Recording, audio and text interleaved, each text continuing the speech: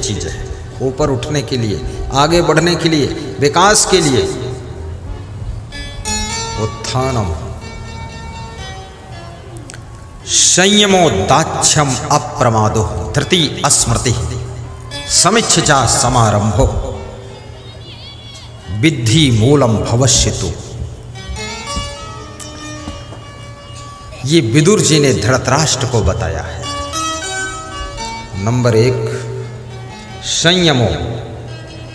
जो लोग धनवान बनना चाहते हैं, आगे बढ़ना चाहते हैं, उन्नति करना चाहते हैं, उनके लिए फार्मूला है संयमो।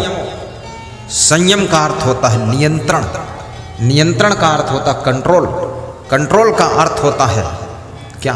कंट्रोल का अर्थ कंट्रोल, और क्या अर्थ? संयमो यानी जिनको अपने आप के ऊपर संयम है, नियंत्रण है, कंट्रोल है। आपने महिलाओं को भोजन बनाते हुए देखा होगा, तो भोजन एक तो भगोना होता है, पतीली होती है, और दूसरा वो कुकर होता है। तो भगोना में जब दाल पकाती है तो 1 घंटे में दाल पकती है, लेकिन कुकर में जब ये दाल पकाती है तो केवल 7 मिनट में दाल पक जाती है। अंतर क्या है?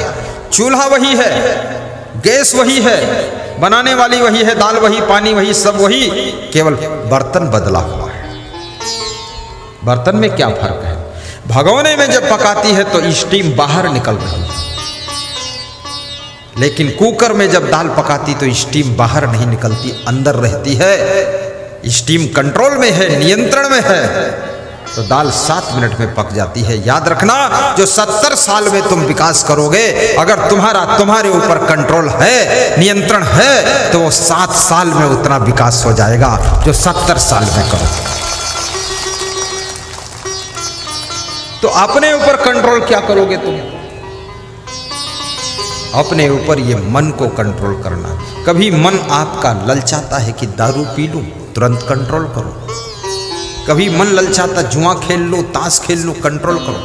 कभी मन में गुस्सा आती है तो मन होता गाली दे दूं, माँ बाप को गाली दे दूं, पड़ोसी को गाली दे दूं, तुरंत कंट्रोल करो। कभी मन में लालच आता चोरी कर लूं, चोरी से भी मन को कंट्रोल करो।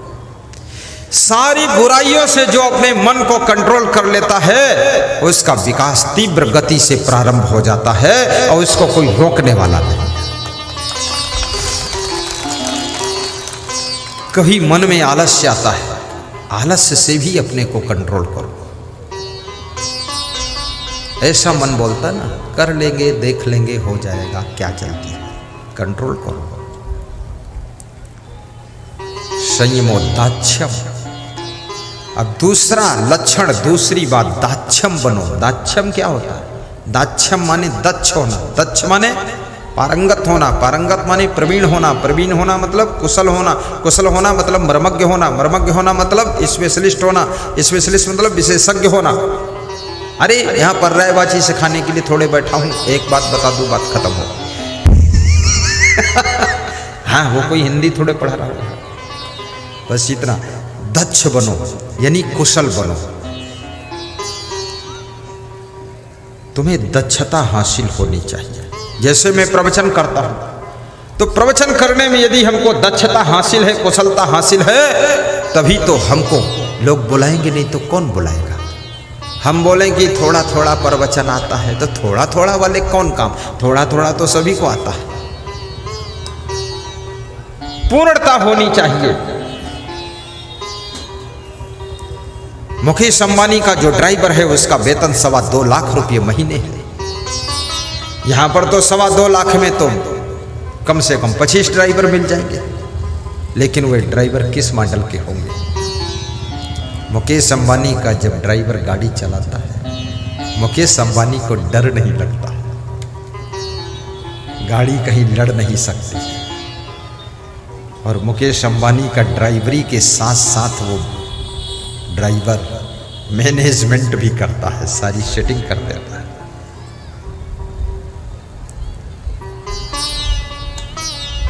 और ये ऐसे ऐसे ड्राइवर जब ब्रेक मारते हैं तो सवारी आगे गिर जाती है, और गियर बदलते हैं, स्पीड पकड़ते हैं, एक्सीलेटर दबाते हैं, तो तो सवारियाँ सब पीछे लुढ़क जाती।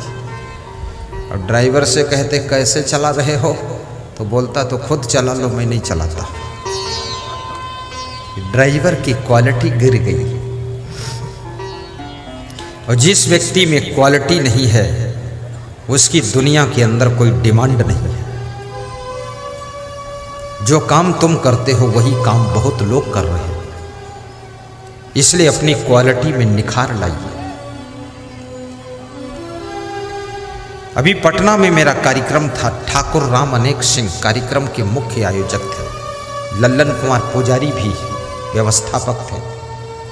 साईं बाबा चैरिटेबल ट्रस्ट मंदिर की ओर से कार्यक्रम था पटना में, पाटलिपुत्र में। तो वे मेरे लिए पराठा और सब्जी बना कर लाए। तो मैंने कहा सब्जी बहुत अच्छी है, क्या बात है। तो उनकी पत्नी ने कहा कि मेरे पति जी ने बनाया है। तो हमने कहा तुम? बोले मेरे से भी अच्छा ये बना लेते हैं, इसलिए महीने में 25 दिन तो यही बनाकर खिलाते हैं। और मुझको बनाना भी इन्होंने ही सिखाया है।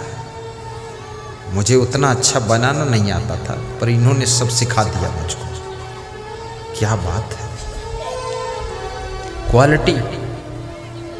आपके चलने में भी क्वालिटी होनी चाहिए, बात करने में क्वालिटी होनी चाहिए, बैठने में क्वालिटी, खड़े होने में क्वालिटी, हंसने में भी क्वालिटी, मुस्कुराने में क्वालिटी, कपड़ा धोने में क्वालिटी, फैलाने में क्वालिटी, सुखाने में क्वालिटी, रखने में क्वालिटी। और जितनी ज़्यादा आपके अंदर क्वालिटी होगी, याद रखना उतनी ज़्यादा तुम्हारी कीमत बढ़ती चली जाएगी। जिसमें बहुत क्वालिटी होती है वो व्यक्ति बहुत कीमती हो जाता है।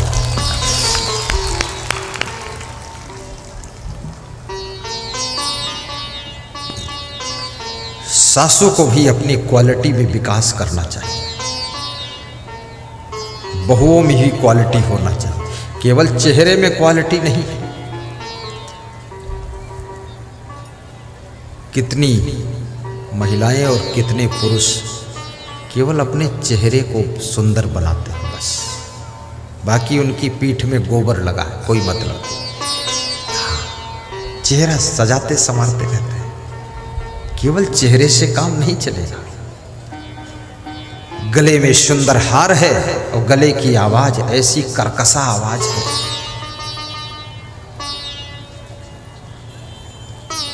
गले की शोभा केवल सोने के हार से नहीं है, गले की शोभा तुम्हारी मधुर वाणी से है। ऐसी वाणी बोलो कि आपके घर के लोगों की थकान मिट जाए और उनके सूखे हुए चेहरे पर मुस्कान आ जाए।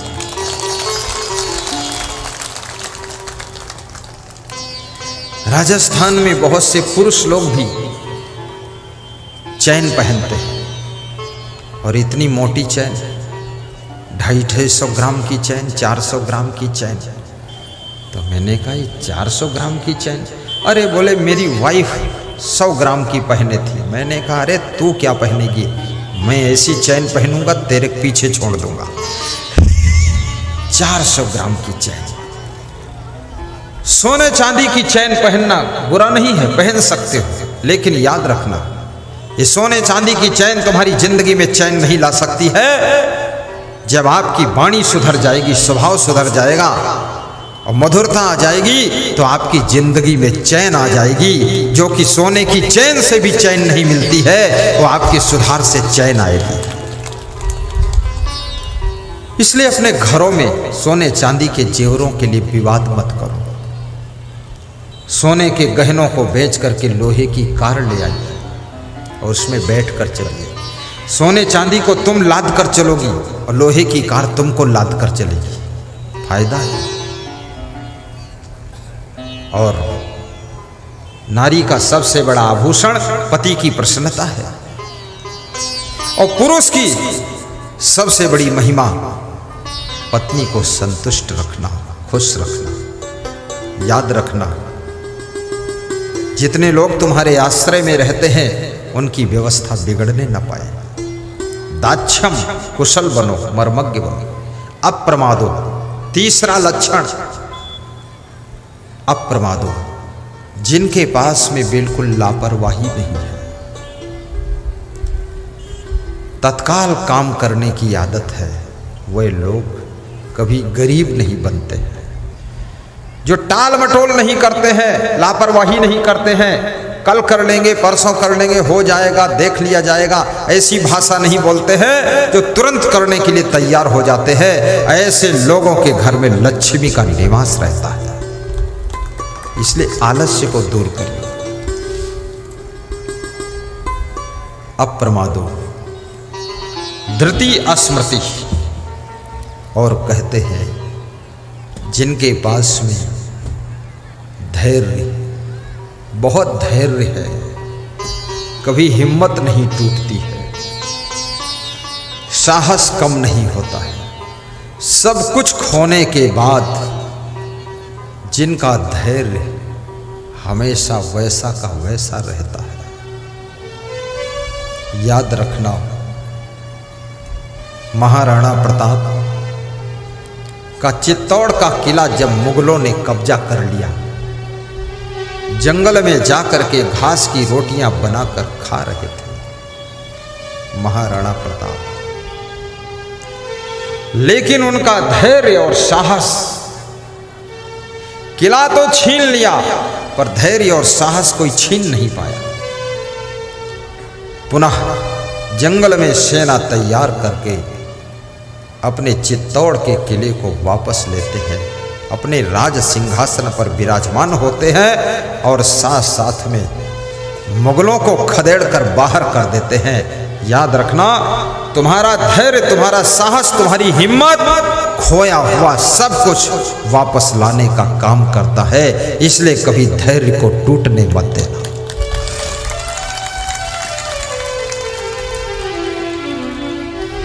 और धैर्य की परीक्षा कब होती है?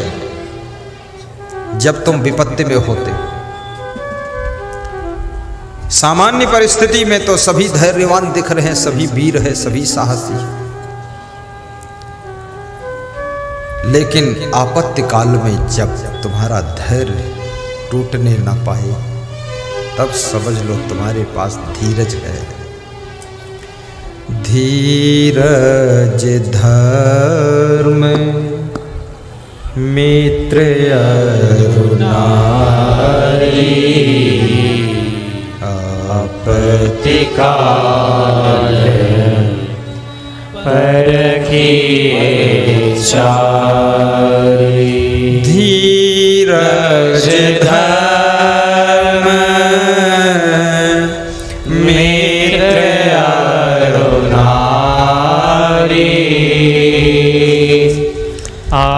आपत्ति काल परखिए चारि। धीरज धर्म मित्र अरुणारी, आपत्ति काल परखिए चारि। इन चार चीजों की परीक्षा आपत्ति काल में होती है। जब पति किसी आपत्ति में फंसा हो,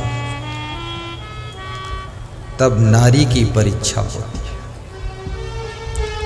जब तुम्हारे पास में धन भी ना हो, कोई बड़ा पद भी ना हो, शरीर में बीमारी भी आ गई हो, दुश्मनों की संख्या भी बढ़ गई हो, परिवार के लोग भी साथ छोड़ चुके हो, रिश्तेदारों ने भी मुंह मोड़ लिया हो, ऐसी परिस्थिति में तुम्हारी पत्नी की परीक्षा होती है। ऐसी कंडीशन में जो नारी अपने पति का साथ देती है, वो नारी केवल नारी नहीं है, वो नारी नारायणी है। वो नारी नारायणी है, वो देवी स्वरूप है। शंकर भगवान की एक कथा है। शंकर भगवान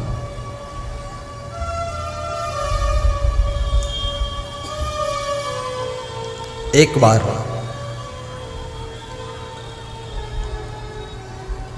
पार्वती के साथ में बैठे बात कर रहे थे। शंकर भगवान हमेशा पार्वती को देवी कहते थे और पार्वती हमेशा अपने पति को भगवान कहती थी। पार्वती जी बड़ी सभ्य महिला थी। शिव जी चर्चा कर रहे थे। पार्वती जी पूछती है कि ये आकाश में जो बहुत भीड़ जा रही है, विमानों से लोग उड़ के जा रहे हैं, रोडों पर भीड़ बहुत है, ये सब आज कहाँ जा रहे हैं? इतनी भीड़ पहली बार मैंने देखा। तो शिव जी ने कहा, ये शिव जी के मंदिर में शंकर भगवान का दर्शन करने जा रहे हैं। बोले इतने भक्त लोग हैं आपके? बोले हाँ, हमारे भक्त हैं। तो पार्वती जी ने कहा, भगवान तो आप यहाँ क्यों बैठे हो? वहाँ मंदिर में चल के दर्शन दो। शिव जी ने कहा, नहीं पार्वती देवी, मैं यही रहूँगा। ये सब मंदिर में मूर्ति का दर्शन करके चले आएंगे। नहीं नहीं, इतनी श्रद्धा सभी की है तो आप वहाँ चल के दर्शन दो। तो शिव जी ने कहा, ये सब भक्तों की भीड़ नहीं है, इसमें सब मिक्सर लोग हैं, मिक्स लोग हैं। चलो, तुम नहीं मानती तो मैं चल देता। शिव जी गए और शिव जी ने अपना रूप बदल लिया, कोढ़ी का रूप बनाकर बैठ गए। पार्वती जी अपना रूप बदल करके पंखा डुला रही हैं। शिव जी बैठे हैं। एक नवयुवकों की मंडली आती है। पार्वती जी से पूछते हैं नवयुवक, ये तुम्हारे कौन है? पार्वती जी ने कहा, ये हमारे पति देव हैं। बोले ये तो कोढ़ी हो गए हैं। हाँ, ये कोढ़ी हो गए हैं लेकिन अच्छे हो जाएंगे, मैं इनकी सेवा कर रहा हूँ। अच्छा, अरे इस कोढ़ी के चक्कर में तुम क्यों पड़ी हो? तुम हमारे साथ चलो, आराम से रहना।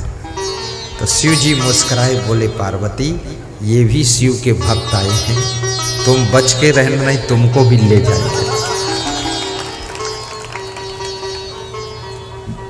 ये भगत है, ठगत है, क्या है? इस सत्संग की भीड़ में भी कोई कोई चोर भी आते हैं, किसी महिला की चैन खींच लेते हैं। कोई कोई चुट्टी महिला भी आती है, वो महिला में ही बैठती है, महिला की चैन ले जाती है। पर सत्संग में और मंदिर में जो चोरी करता है ना, उसको 7 जन्म तक मनुष्य का शरीर नहीं मिलता है, पशु पक्षी की योनि में भटकना पड़ता है। इसलिए मैं निवेदन करूंगा, सत्संग में जाओ, मंदिर में जाओ, वहां दान करना चाहिए, वहां चोरी नहीं करना चाहिए, वहां तो अपने पाप धोना चाहिए, वहां नया पाप नहीं करना चाहिए। तो पार्वती ने कहा, तुम जाओ, हम अपने पति की सेवा करें। थोड़ी देर बाद एक और नवयुवकों का ग्रुप आया। बोले, अरे माता जी ये तुम्हारे कौन है? पति हैं, ये तो कोढ़ी हो गए। बोले हाँ, कोढ़ी हो गए। तो इनके साथ क्यों हो तुम? चलो तुम्हारा दूसरी जगह विवाह करा देंगे, हमारे साथ चलो। शिव जी ने कहा कि शिव जी बोले कि पार्वती जी शांत रहना, परिचय मत देना, देखते रहो क्या क्या हो रहा, तुम्हारी भी परीक्षा हो जाएगी। पार्वती जी ने कहा कि मैं अपने पति को छोड़कर किसी के साथ नहीं जाऊंगी। पति व्रत, सभी व्रत में सबसे बड़ा व्रत पति व्रत और एक पत्नी व्रत है। आप कोई व्रत रहो या न रहो, लेकिन सभी व्रतों का राजा है। साधु के लिए ब्रह्मचर्य व्रत सर्वश्रेष्ठ व्रत है और गृहस्थ के लिए एक पत्नी व्रत और एक पति व्रत, ये सबसे बड़ा व्रत है। इसलिए याद रखना, ये व्रत गृहस्थ के लिए तपश्चर्या है। इस व्रत को पूरा करो तो। दूसरा ग्रुप भी चला गया। तीसरा एक ग्रुप आया, बूढ़ों का ग्रुप था। देखा कि एक सुंदर नारी एक कुष्ठ रोगी के ऊपर पंखा डुला रही है। पूछा, आप कौन हो देवी, और ये कौन है तुम्हारे रिश्ते में जिन पर तुम पंखा डुला रही हो? ये मेरे पति देव हैं। अच्छा, आपका शरीर इतना सुंदर है, स्वर्ण जैसी काया, और इनका शरीर ये कोढ़ी, इनके साथ में तुम क्यों हो? कोई तुम्हें दूसरा अच्छा पति नहीं मिला? पार्वती ने कहा, इनसे अच्छा और कोई पति नहीं। तो एक बूढ़े ने थोड़ी गुड़ निकाली और दिया, और 20 रुपये दिए कि ये तुम्हारे कोमल अंगुलियों की सेवा से अच्छे हो जाएंगे, ये दवा से अच्छे नहीं होंगे, ये तुम्हारी कोमल सेवा से अच्छे होंगे। ये थोड़ी गुड़ ये भक्त लाया है, तुम भी खा लेना, इनको खिला देना, और 20 रुपये दे रहा हूँ, कुछ फल खरीद कर इनको खिला देना। ये इनकी सेवा से ही तुम्हें भगवान का दर्शन होगा, भगवान का दर्शन होगा। ये सुन करके शिव जी ने अपना वास्तविक रूप प्रकट कर दिया। पार्वती जी ने भी वास्तविक रूप प्रकट किया। तो उस बूढ़े ने, जिसने गुड़ दिया था, 20 रुपये दिए थे, देख करके खुश हो गया। बोले, आप तो शिव जी हैं, आप पार्वती जी हैं। तो उन्होंने कहा, हम यहाँ भक्तों की परीक्षा लेने के लिए आए थे, इसलिए हम कोढ़ी बने थे, हम कोढ़ी नहीं हैं, हम शिव भगवान हैं। हे भगवान, आपको कौन पहचान पाता है? वास्तव में कहते हैं कि जिस दिन भगवान नहीं मिलता है, उस दिन भोजन नहीं मिलता है, भोजन नहीं मिलता है। भगवान रोज मिलता है, भोजन भी रोज मिलता है, लेकिन भगवान को तुम पहचान नहीं पाते हो, और जिस दिन भगवान, उसी दिन तुम सुखी और धन्य हो जाते हो।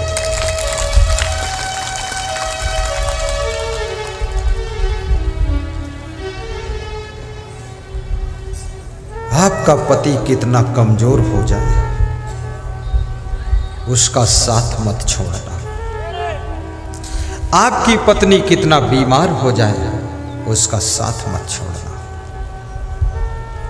माँ बाप कितने कमजोर हो जाए, यदि तुम उनके बेटे हो, बहू, वृद्धावस्था में उनकी सेवा करना। उनकी सेवा से तुमको गुरु का आशीर्वाद मिलेगा, और उनकी सेवा से तुम्हारी मनोकामना पूर्ण हो जाएगी। इसलिए अपने घर के बुजुर्गों का कभी अपमान मत कीजिए। और निवेदन करूंगा, छोटे छोटे बच्चों में कृष्ण भगवान का दर्शन कीजिए। ये बच्चे, यही बच्चे एक दिन मुख्यमंत्री, प्रधानमंत्री बनेंगे, और यही बच्चे एक दिन हम जैसे संत बन करके पूरी दुनिया को ज्ञान भी बांटेंगे। ज्ञान